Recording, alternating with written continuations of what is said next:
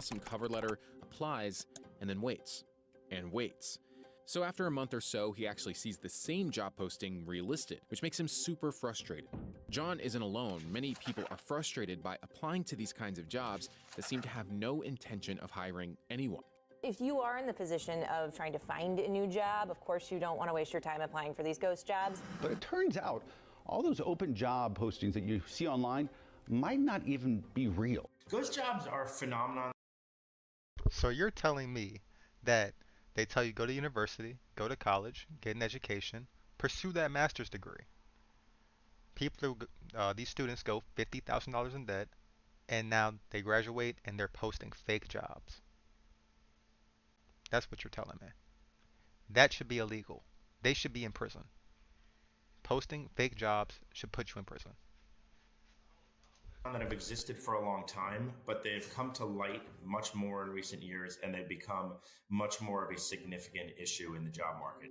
4 in 10 companies posted fake job listings in 2024, and 3 in 10 are currently advertising for a role that isn't real, according to a May survey from Resume Builder. The rise of ghost job posting definitely points to a cooling in the economy. We are seeing that employers are more hesitant to make that hire, and it just points to the fact that demand for talent is slowing down. Here's why ghost jobs are on the rise.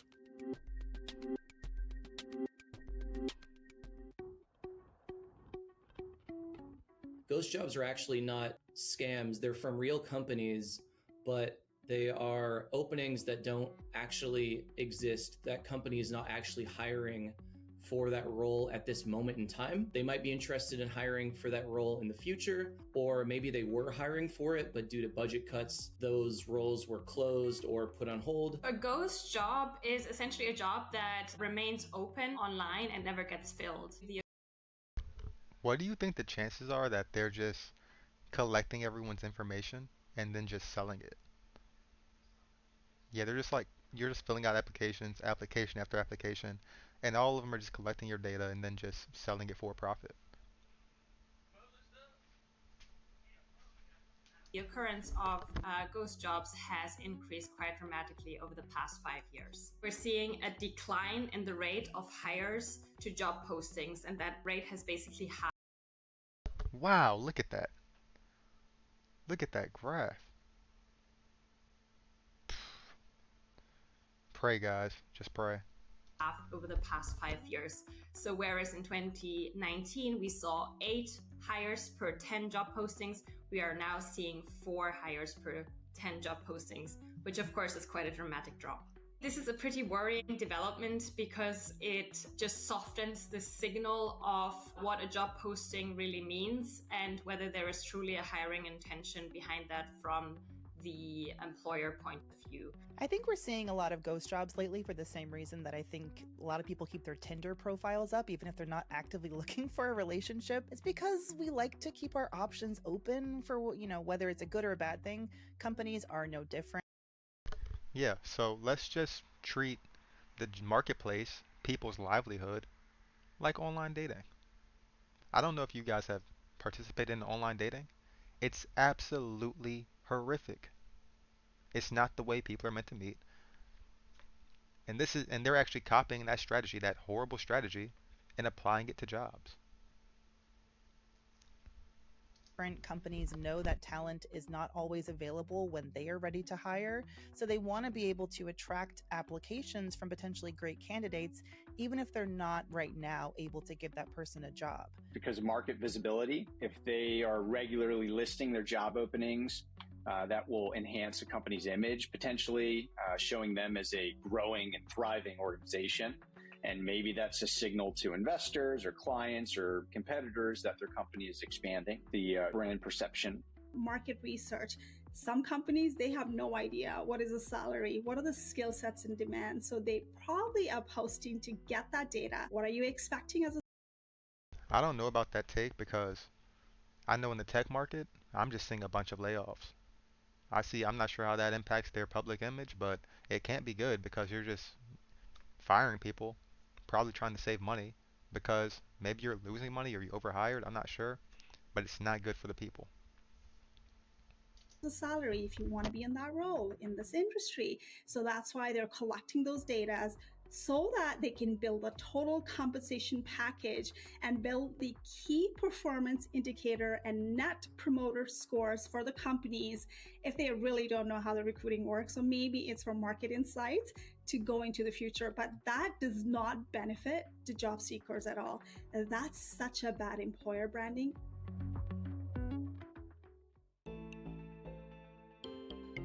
The U.S. job market significantly slowed in July 2024. However, if you look at the overall labor market, it's still healthy. There's no question this report came in cooler than expected, but over the past 3 months, payrolls are up 170,000.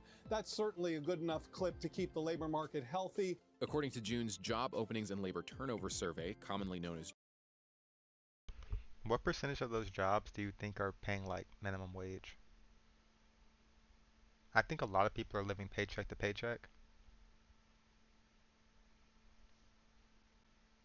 JOLTS, the number of unemployed persons per job opening stands at 0.8, indicating a tight labor market. Job openings and labor turnover, known as JOLTS. JOLTS coming in near expectations, 8,184,000. Actually, that's better than expectations. Despite a tight labor market on paper, many workers are still struggling to find jobs, indicating a disconnect between the data and the real-life experiences of job seekers. The rise of ghost jobs is muddying the jobs report. It's making it harder for the Fed to make decisions and understand what the labor market looks like. Anecdotally, people will tell you that it's very tough out there. We've talked about this notion of unhirables, people who are out of work, got laid off, and just can't find a job. They can't buy an interview. There are people coming out of college and they're finding that they're putting out 500, 800, 1,000 applications and they can't get an interview, let alone a job. And yet, when you look at the base numbers on the job boards, it would seem like we're in an incredibly robust hiring market. And that ghost jobs are creating a fake perception, and no one knows how fake that perception is. And the Fed and economists are trying to understand what's real and what isn't, and they haven't yet figured out the silver bullet to understand. Over the past decade, JOLTS shows a marked increase in job openings for any given level of unemployment. And this is making people think, oh, well... You see the end of that after 2021? That's a serious problem. They're saying there's 12 million job openings, yet only half that amount of people are actually getting hired. For a long time, it was actually more hires than job openings. That means there's higher demand for employees. I mean, I think at this point, guys, we are seriously in a recession. I'm not sure why people aren't talking about it, but it's getting really tough out there. Maybe these openings aren't real openings. I would push back against that a little bit because JOLTS specifically asks employers to report only jobs that they could fill within the next 30 days. Most ghost jobs, that is, jobs that employers don't intend to fill that soon or ever, either intentionally or by mistake, most of those shouldn't appear in JOLTS at all. The Bureau of Labor Statistics stated that the JOLTS program doesn't use job listings for estimating job openings. While familiar with the term ghost jobs, the program believes it does not have any data related to the phenomenon. It's really hard as a job seeker to spot a ghost job. There are some signs. If you look at a job and you see that it's been open for over a month, sometimes it might say it's been open for many months.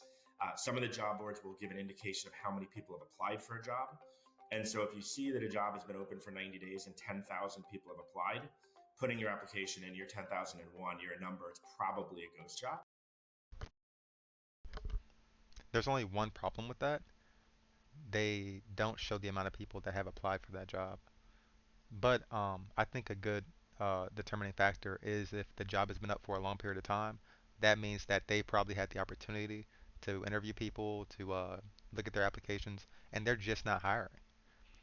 So I think if a job has been posted for longer than, say, a month, just don't even apply for it. You might as well just ignore that job.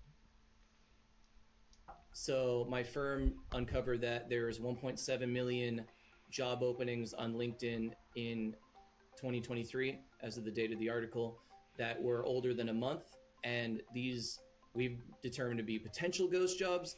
They're not necessarily ghost jobs. And that is the difficulty with ghost jobs, is that they're hard to fully prove. So There are ghost jobs out there for sure. They're rising and they're a problem, but it's not always easy to completely pin them down. And companies don't want to admit that they're posting ghost jobs because it looks bad for them.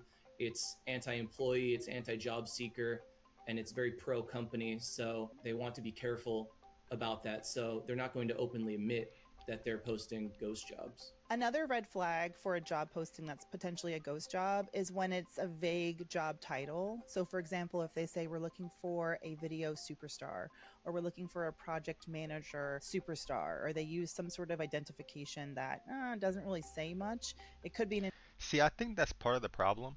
Why don't they just look for someone that can do the job? Can you do the job or can you not do the job? What does the job entail? You as an employee should know if you can do that job or not, if you're a good fit. indication that they are just keeping a job opening available so they can attract talent and get a nice little pool of potential talent that they can pull from when and if they do need to hire. Job boards are the most popular places for job seekers to find opportunities. Indeed, ZipRecruiter, and LinkedIn are among the most popular job boards in the US.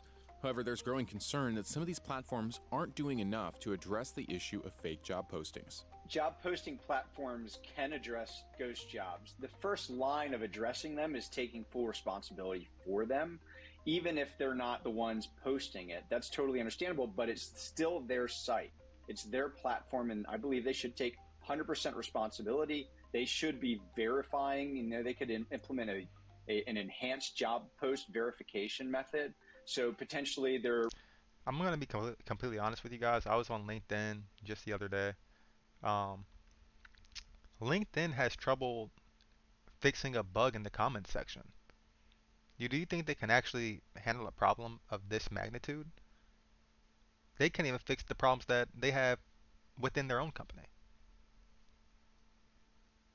As far as the coding and having a well-functioning app, website, their websites are not very good.